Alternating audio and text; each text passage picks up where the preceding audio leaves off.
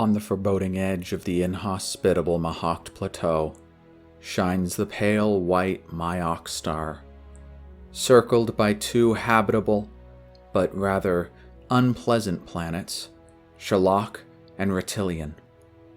Set in the midst of vital trade routes and wealthy worlds, these two emerald planets appear in even the oldest Imperial data maps.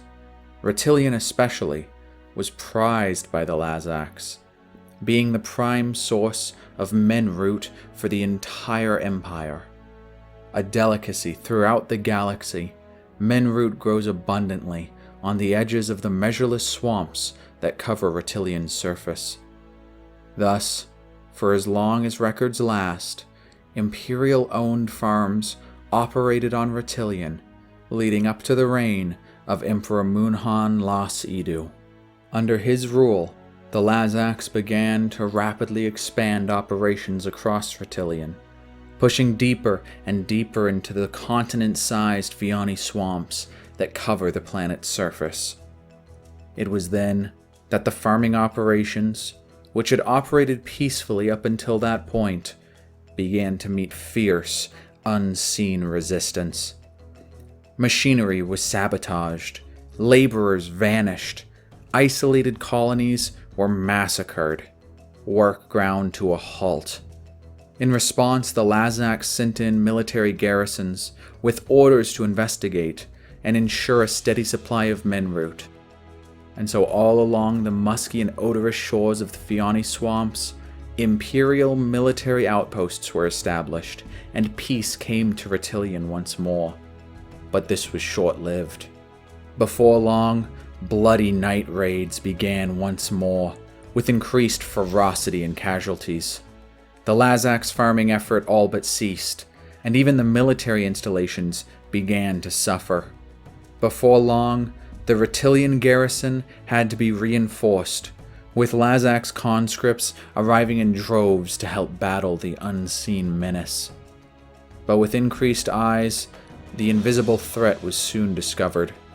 Sightings of small humanoids with green skin and large yellow lamp-like eyes soon became commonplace, and it was then discovered that these aborigines had the ability to fade, making them virtually invisible to the naked eye, explaining how they had been so successful in their guerrilla attacks against the farming boom towns along the edge of the Fiani swamps. Eventually, at great cost in blood and treasure, the Lazaks were able to capture a few prisoners and learned the stealthy natives called themselves the Yssaril, and that they dwelt in tribes spread out throughout Reptilian's great swamps.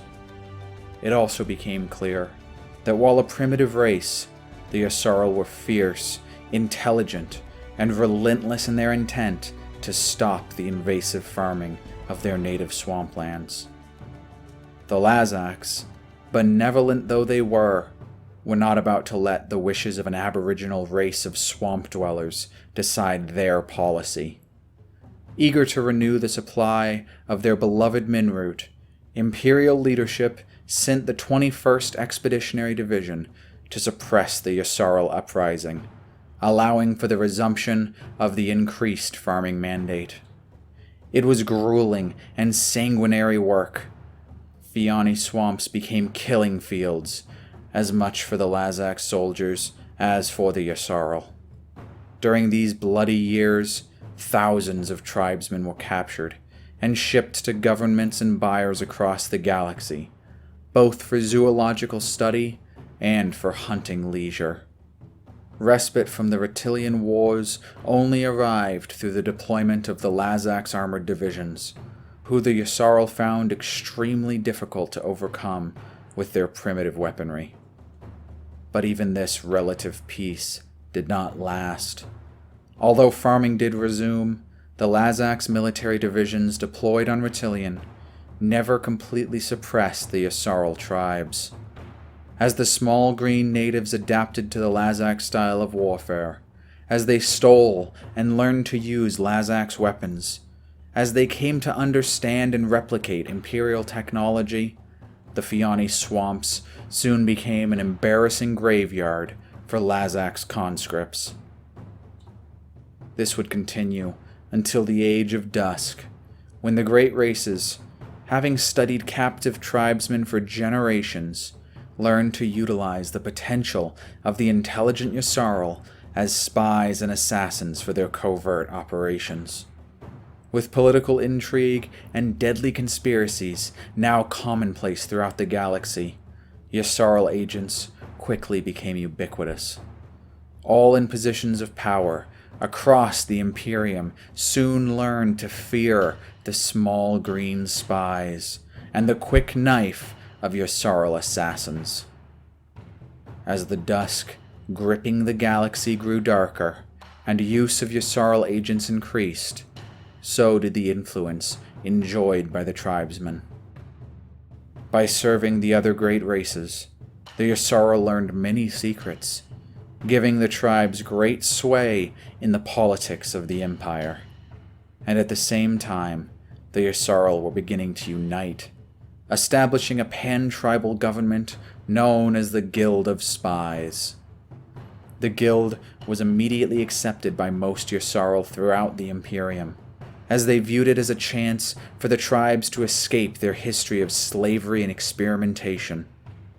Thus, the Guild of Spies quickly grew rich and powerful, using its formidable library of secrets and embedded agents to pressure the Lazacs and other interested races for Yssaril independence. Once free, the tribes began to develop Reptilian, using income from the Guild in addition to that gained by exporting Minroot to the now failing Empire. Over a few generations, the Yssaril became industrial, educated, and ambitious. Although still powerful in covert circles, the Guild began to function more and more as the official governing body of the United Yssaril tribes. The Yssaril even began to annex planets into their own sphere of influence, seizing first Shalak, then Akoan and Joel-Ir. The Yssaril were on the rise, but as with all the various races of the Empire, the Twilight Wars would change everything. At first, the wars seemed like a golden opportunity for the Yssaril. War always is, after all, for spies and assassins. However, no one predicted how terrible a conflict the Twilight Wars would become following the final days of the Lazacs.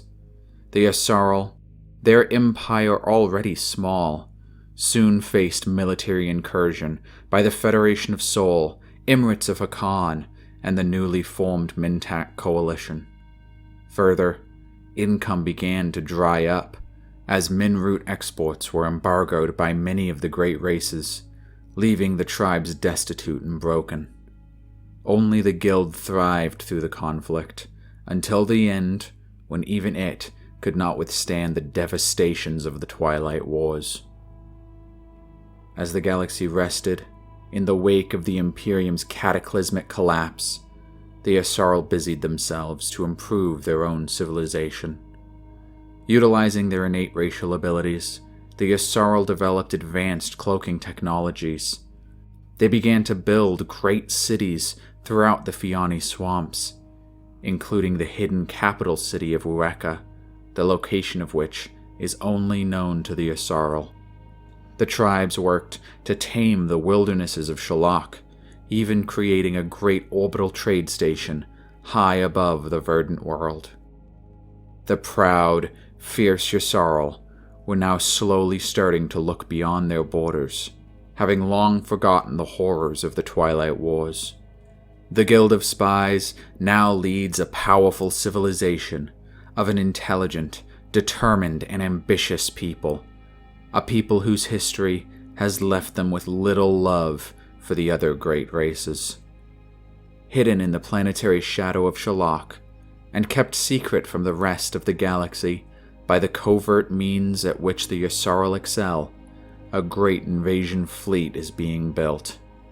Although the rest of the galaxy may shudder at the Yssarils' unseen eyes and ears, it would be terrified if it knew the ruthless imperial ambitions of the small green people.